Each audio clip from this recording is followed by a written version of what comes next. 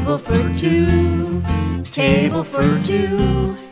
Having fun, Playing games, just me and you. Hi, and welcome to Table for Two.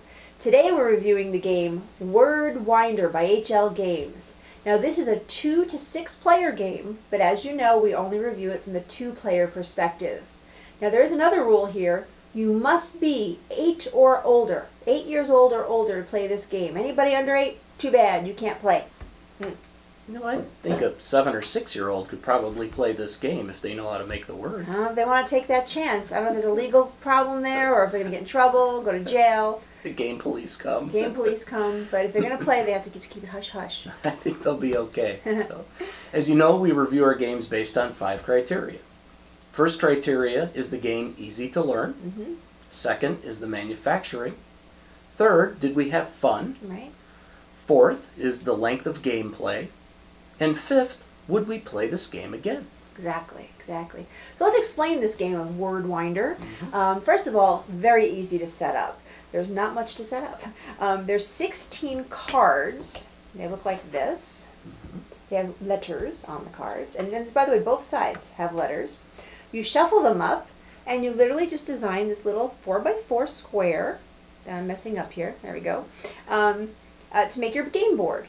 Now, what's nice is you can have, a million different game boards. I don't know if that's exactly a million, but, you can actually, use the backs of the cards, shuffle them up. So you'll always have a different game board on each, time you play the game, which is great. And then each player gets a set of chips, chip markers, whatever you want to call them. Mine are blue and Phil's are red. Mine are red. Yep. And they actually give you this little cup to put the chips in, which is kind of cute. And I like things like this because you can have dual use. So for example, while you're playing the game, you put your chips in the cup. But then later when you're having dinner, this could be like your dressing salad, if your salad on the side, or it could be a chip cup, so you can dip your chips in, or yeah, take these chips nachos, out first. But don't forget to wash it. But I mean, dual use. I like Sure. that, a little chip cup. I like it. But anyway, the goal of this game is to make one continuous line of your color, basically, but making words to do that. So if you look at the board here, you can either make your words going, down, up and down the board, or across. Okay, so whichever way you decide to go, but you have to get from end to end, and it's got to be one continuous line of your color to have won the game. So very easy to understand, how to win. But now each player gets a turn, just like most games. They each take a turn, but you have to decide who goes first, as you all know. And we have a battle with this most of our games. But so Phil decided to bring out the old big 20 die. I don't know where we got this. It weighs D20. like 2 pounds. It's a D20. It's a big purple D20. I'm not going to drop it on the table, but I rolled and it came up with like a 3. And then I rolled and it came like a 19 or something. And I was like, I go first. And then but I mean, just look how pretty. Yeah. Purple and pretty. I love this. Yeah. And it's heavy. And it can do a lot of damage. It doesn't come with the game, by the way. It's just, that's ours. And yeah. Just a little FYI, wonder where your die is when you open up your game. So we each take a turn. Now, when you take your turn, what's interesting when we first played this is I'm so comfortable with other word games where you're looking for a word straight, or diagonal or vertically. And you have to really kind of change your mindset when you're finding the words because you can look at them all different ways. Upside down, diagonally, as we mentioned. So let's take a couple of examples here and show you on the board what we did in our game. On my very first turn, you can see where my mentality was going. I was going for that straight word, rent, R-E-N-T. I was like, oh, I found a word right away. But then I realized, wait a minute, I can do renter. See, because as long as all the words with the letters connect, that's a legal word. So renter was the first word that I did. Yep. So I started from the top, kind of like you did. I started top down, and I put lid and L-I-D. But on your next turn, you reused. I reused the D on my next turn and put dice, which was kind of a nice curve. So you can do that, by the way. You can reuse a letter that's in a prior word. What you can't do is when you're creating your word is use the same letter in the word twice. Okay, you can use another word, but you can't use, within that same word the letter twice. So that's important. It's an important rule to understand. But if you reuse, it has to be your own piece that you reuse. I can't use his color and he cannot use mine. That's important to know as well. Here's another cool thing I did. I went backwards on this one. Diver. D-I-V-E-R. So I thought I was being really cool there. That was cool. And you can try to block each other. Like I was trying to, get in your way so you wouldn't be able to go through. Yeah, so where you did renter, I can't cut across there because I can't get tiles next to each other. But When you went on an angle here, I was able to cut across with case, C-A-S-E, just because it's on a diagonal and I can make those letters touch. Right. So basically just going back and forth, taking turns. You know, I think the challenge is you have to look all over the place. You can't just look at a straight line. As a matter of fact, here I actually won the game, as I'll say right now. And sub, S-U-B, was my final word, where I actually connected all the way down. And then, by the way, that could be bus. I just want to make sure I point that out. You can go there. But I actually won the game. So Yes, you did. Yes, I won the game. Let's put the tally up because I won the game. So one more point for Jane. Very nice, very nice. Now, let's do a little bit of a review about this game. Yeah, so, you know, I thought the game was easy to learn. But what did you think? Yeah, no, I totally agree. This game was very easy to learn.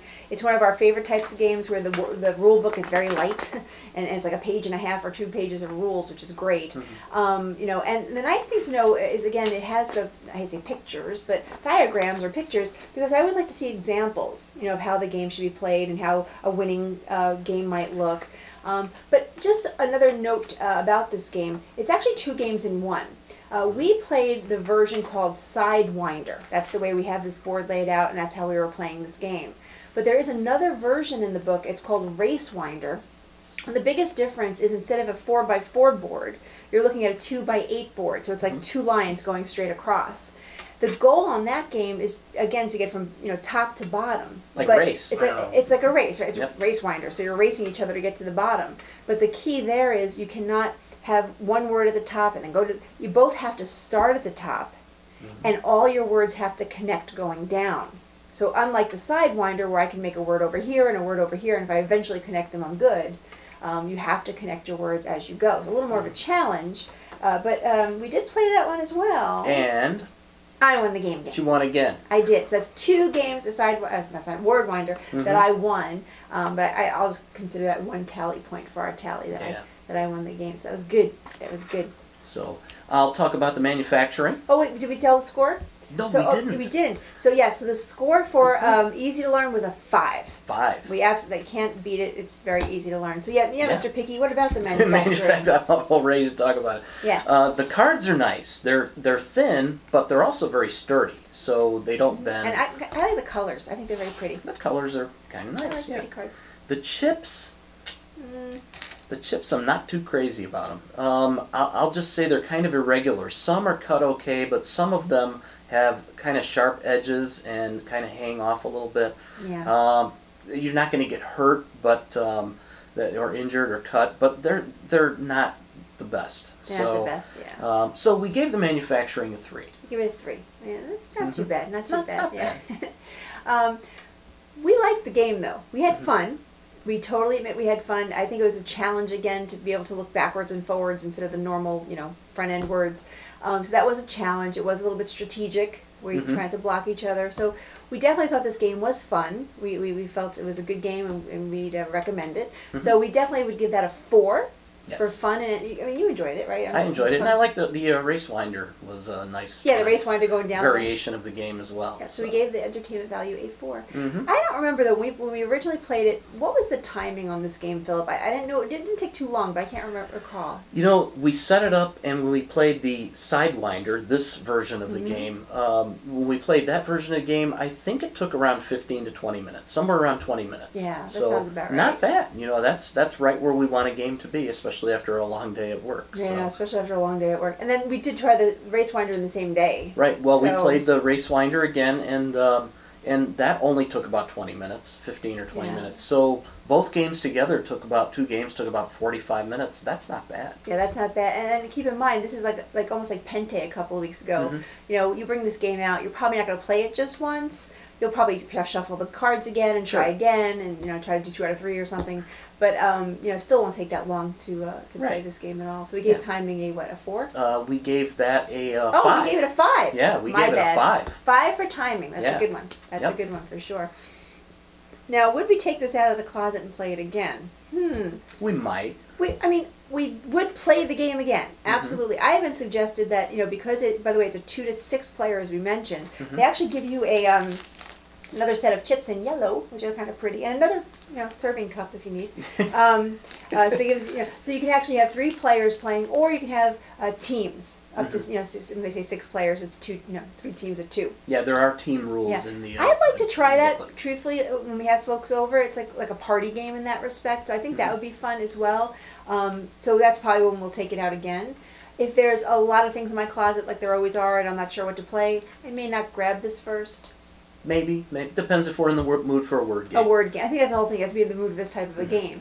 But we did give it a 4. Yeah, it's good. For play again. I mean, we would play it again, for sure. Yeah. That's right. So if we take all those scores and add them together, we came up with, out of 25, a total of 21. 21. Still not a bad score. No. Again, we haven't had one game yet that's under 20, so we actually have good taste when we pick up these games, to our opinion. But I'm almost looking forward to the game we don't like. I mean, no offense, but we're just curious to see what happens when we... I'm mixed on that.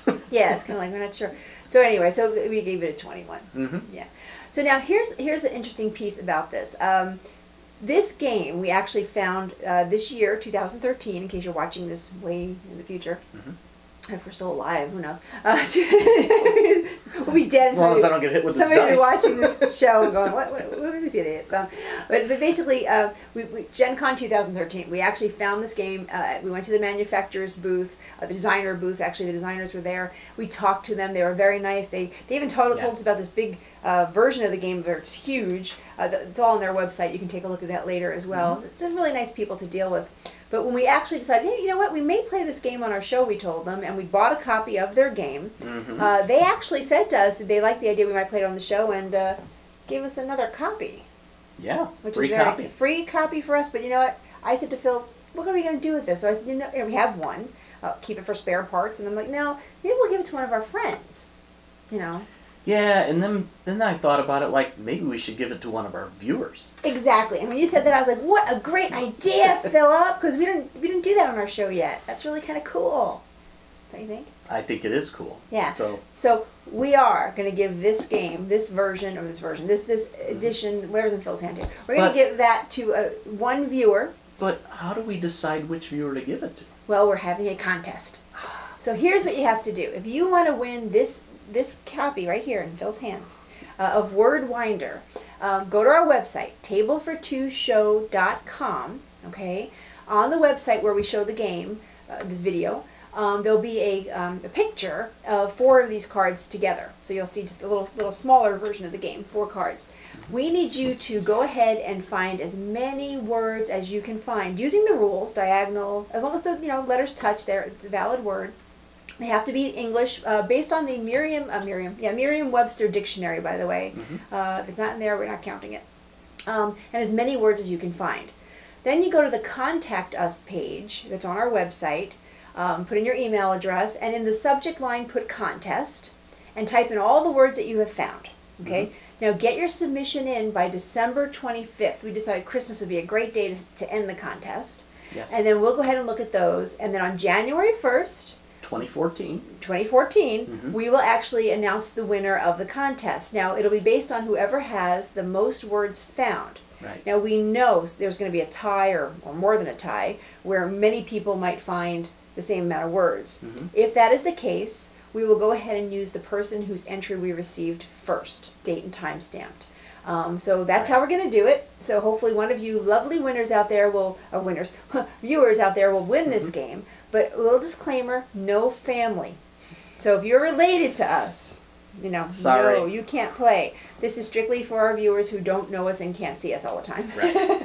So good luck with that. By the way, I also wanted to mention the manufacturer, even in the box it shows you, they actually have the Wordwinder game for the iPad. Or it just says app. But I actually downloaded it on my iPad. So check it out. You might just want to play on your iPhone or your iPad or your Droid or whatever you're using. So take a look at that as well. And then, hopefully you'll enjoy it as much as we have. Hopefully. You can find us on tablefor2show.com. Right. Don't forget to like us on this YouTube page, as well as subscribe to our channel, please, and share with your friends. We'd appreciate you share Yes. if you share us with your friends, so we get more viewers. Very important that you do that. Very important. And also, you can tweet us or follow us on Twitter at Table for Two Show, as well, and our Facebook page. Don't forget our Facebook page, like that. Right. We have over, as of this taping, we have over 500 likes on Facebook, and we're Yes. really excited about that. So we're hoping to get more and more. Yeah. But again, what's most important is doing the subscribe on YouTube.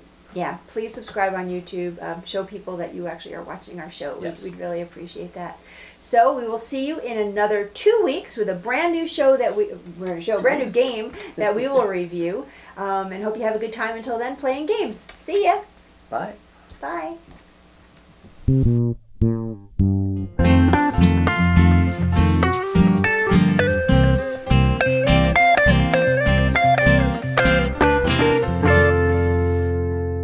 Table for Two show created by Missy.